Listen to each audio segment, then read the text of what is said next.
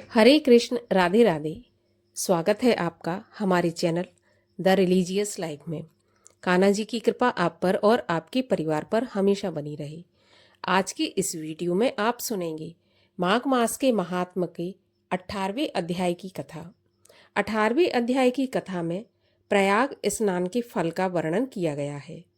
कथा आरंभ करने से पहले आपसे अनुरोध है कि अगर अभी तक आपने मेरे इस चैनल को सब्सक्राइब नहीं किया है तो कृपया चैनल को सब्सक्राइब कर लें। आज की अगर वीडियो अच्छी लगे तो लाइक ज़रूर करें और कमेंट में हरे कृष्ण लिखना बिल्कुल ना भूलें। तो चलिए अब हम सुनते हैं माघ मास के महात्म के 18वें अध्याय की कथा। वशिष्ठ जी बोले, मैंने दत्तात्रेय जी द्वारा कहा गया माघ महात्म तुमसे कहा। अब मैं माघ महीने के स्नान से उत्पन्न फल को, जो सब यज्ञों में उत्तम, सब प्रकार के दानों का श्रेष्ठ फल देने वाला, समस्त व्रत एवं तप के समान है, सो कहता हूँ।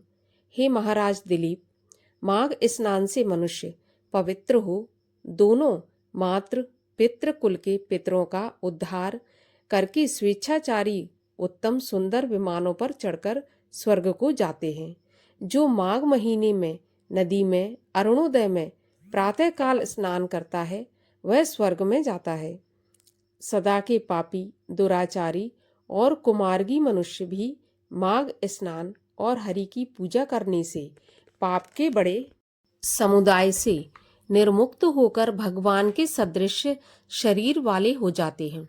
जो झूठ बोलने वाले, माता पिता को दुख देने वाले, बिना किसी आश्रम के कुल के धर्म का परित्याग करने वाले, दंभी तथा पाखंडी मनुष्य भी प्रयाग में माघ महीने में स्नान करने से सद्गति प्राप्त करते हैं।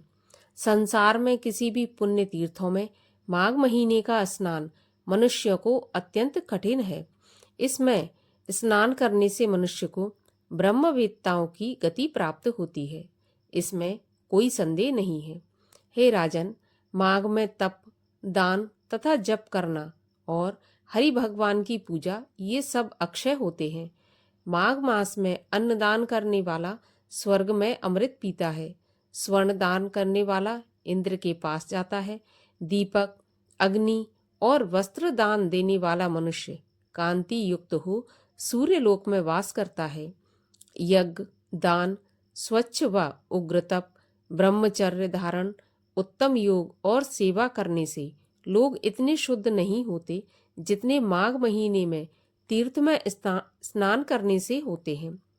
माघ में स्नान करके जो हरि भगवान की पूजा करते हैं वे स्वर्ग से लौटकर पृथ्वी पर आकर महान राजा होते हैं तथा दिव्य स्वरूपवान, भाग्यवान, मधुर बोलने वाले, धर्मयुक्त, बड़े धनी और शत आयु वाले होते हैं।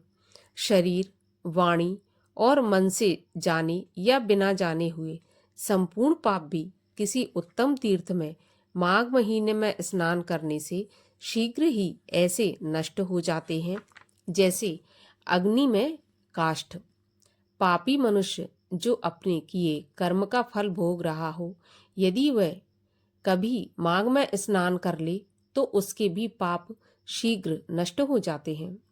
हे राजन, यही कारण है कि गंधर्व कन्याएं भी श्रापवश हो पाप के फल भोगती हुई लोमश ऋषि के उपदेश से माघ महीने में स्नान कर श्राप से छूट गईं। यह आश्चर्य है। राजा दिलीप ने यह सुन गुरु वशिष्ठ जी के चरण कमलों में प्रणाम करके बड़ी श्रद्धा से विनय पूर्वक पूछा, हे भगवान, कन्याओं को कहाँ से श्राप मिला? वे कन्या किसकी थीं? उनके क्या नाम थे और उनकी क्या उम्र थी? किस तरह वे लोमश ऋषि के उपदेश से श्राप मुक्त हुईं? उन्होंने माघ महीने में कहाँ स्नान किया और वे संख्या में कितनी थीं? वशिष्ठ जी ने कहा, हे उत्तम राजा, इस धर्मयुक्त अद्भुत कथा को सुनो। सुख संगीत नाम के गंधर्व की प्रमोदनी नाम की कन्या थी। सुशील की कन्या सुशीला, स्वरवेदी की कन्या सुस्वरा, चंद्रकांत की कन्या सुतारा और सुप्रभ की कन्या चंद्रिका थी। हे राजन, ये सुंदर नाम इन अप्सराओं के थे। ये पांचों कन्याएं कुमारी और उम्र में समान थीं। ये चंद्रमा की ज्योति के समान अत्यंत शोभायमान थीं, जिनके दर्शन से ही कामोद्दीपन होता था।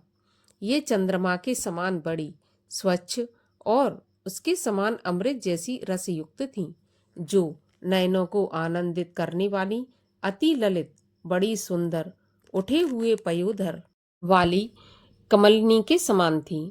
यौवन में नवीन लता के समान थीं, स्वर्ण जैसी गौरवर्ण की तथा स्वर्ण की भांति प्रभा वाली और स्वर्ण के ही आभूषण धारण किए थी।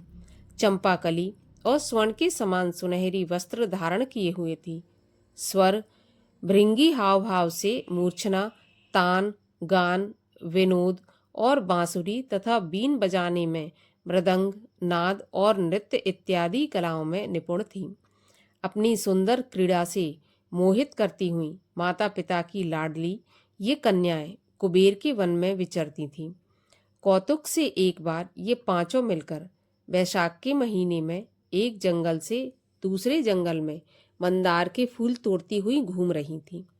एक दिन गौरी की पूजा करने के लिए सुंदर जल वाले सरोवर पर गईं और वहां सुंदर कमलों को देखकर उनमें से कुछ उत्तम कमलों को तोड़ा। फिर उज्ज्वल स्फटिक युक्त सरोवर में स्नान कर वस्त्र पहन मौन धारण किए हुए उस स्थान की सुनहरी बालू से उमा की मूर्ति बनाई।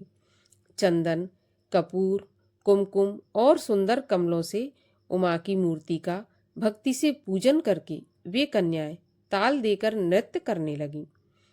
जब वे कन्याएं अपने गांधार रसीले उच्च स्वर में रस बरसाती हुई गा रही थीं और आनंदित हो नाचने में तल्लीन थीं, तब उसी समय उत्तम तीर्थ आच्छोद में वेद निधि मुनि के पुत्र अग्निप ऋषि स्नान करने के लिए आए। उनके शरीर से सौंदर्य चू रहा था। सुंदर मुख, कमल जैसे नेत्र, विशाल छाती, सुंदर लंबी भुजाएं, श्याम वर्ण, सिर पर सुंदर शिखा सहित वह ब्रह्मचारी दंड रूपी धनुष लिए हुए कामदेव के समान शोभायमान था। मृग चर्म ओढ़े, सुंदर यज्ञोपवीत और कमर में स्वर्ण की सी मूंज की करधनी पहने उस ब्राह्मण को वहां सरोवर तट पर आते हुए देखकर वे कन्याएं उस पर मुग्ध हो गईं और आपस में कहने लगी कि यह हमारे नेत्रों का कौन अतिथि है। नृत्य और गान का त्याग कर वे सब उसको देखकर काम से उत्तेजित हो गईं। ये पांचों मोहित कन्या आपस में देखो देखो ऐसा कहकर उस उत्तम ब्राह्मण युवा के चित्त में काम क्रीड़ा उत्पन्न करने लगी और मन में विचार करने लगी कि यह कोई कामदेव है या अश्विनी कुमार है या कोई गंधर्व है या किन्नर है या सिद्ध है या कोई ऋषि पुत्र है या फिर कोई श्रेष्ठ मनुष्य है। यह चाहे कोई भी हो, ब्रह्मा ने इसको हम लोगों के लिए ही बनाया है। गौरी ने हम कुमारियों के लिए ही ये श्रेष्ठ वर भेजा है।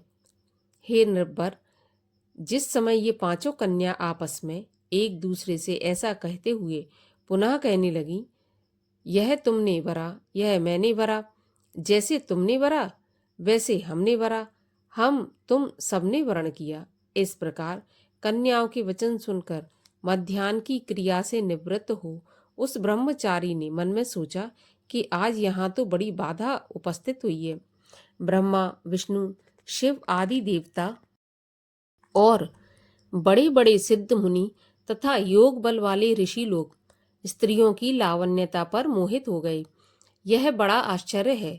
स्त्रियों के नेत्र रूपी तीक्ष्ण बाणों ने हाय किसका मन रूपी हरण नहीं भेदा।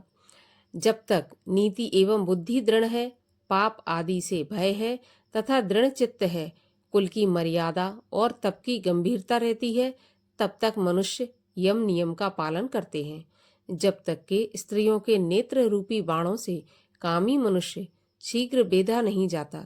बिलासी मनुष्य के मन को स्त्रियां अपनी सुंदर लीला एवं सौंदर्य से मोहित कर लेती हैं, परंतु ये तो मुझे भी मोहित कर लेंगी, तब भला किन गुणों से मेरे धर्म की रक्षा हो सकेगी।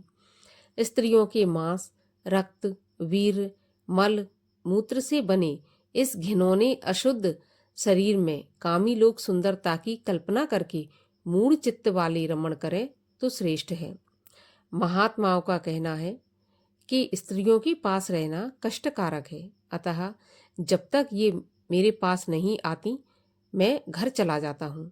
जब तक ये वरांगनाएं उसके समीप न आने पाई कि वह बटुक पहले ही वैष्णव प्रभाव से अंतर्ध्यान हो गया। हे राजन, योग बल से ऋषि पुत्र के चले जाने पर ये कन्याएं ठगी सी रह गईं और आतुर हो नेत्रों से शून्य दसों दिशाओं में देखने लगीं तथा कहने लगीं, यह कोई जादूगर या मायावी था जो हमारे देखते देखते विलीन हो गया। तब वे सब हृदय की विरह अग्नि से व्याप्त हो कहने लगीं, हे कांत, जादू की माया छोड़कर हमें अपना दर्शन दो। हाय, क्या ब्रह्मा ने हम लोगों को बड़ा कष्ट देने के लिए ही तुम्हारी रचना की है? क्या तुम दया रहित हो जो हम पर तुम्हारी रुचि नहीं है? क्या तुम धूर्त हो या हमारे मन को चुराते हो? क्या तुम हम पर विश्वास नहीं करते या हमारी परीक्षा लेते हो? क्या तुम कलाओं में होशियार हो या माया में चतुर हो? क्या किसी के चित्त में घुसकर उसमें से निकलना नहीं जानते? हम निरपराधनियों पर क्रोध क्यों करते हो? क्या दूसरों को धोखा देने से उसके हृदय के दुख को तुम नहीं जानते? हे हृदयेश्वर, तुम्हारे दर्शन के बिना हम जीवित नहीं रह सकती। हम तुम्हारे दर्शन की आशा में ही जी रही हैं। आप जहां पर भी हो अपने पास दया कर हमको भी शीघ्र ले चलो और अपने दर्शन देकर हमारे वियोग रूपी संताप को शीघ्र ही हर लो, क्योंकि सज्जन लोग किसी वियोगी के विनाश को नहीं देखते। इस प्रकार 18वां अध्याय यहीं पर समाप्त होता है। अगले वीडियो में हम सुनेंगे 19वें अध्याय की कथा। तो आगे की ऐसी ही कथाओं को सुनने के लिए हमारे चैनल को सब्सक्राइब अवश्य करें। आज की कथा अच्छी हो तो लाइक भी ज़रूर करें। अब हम मिलते हैं अगले वीडियो में।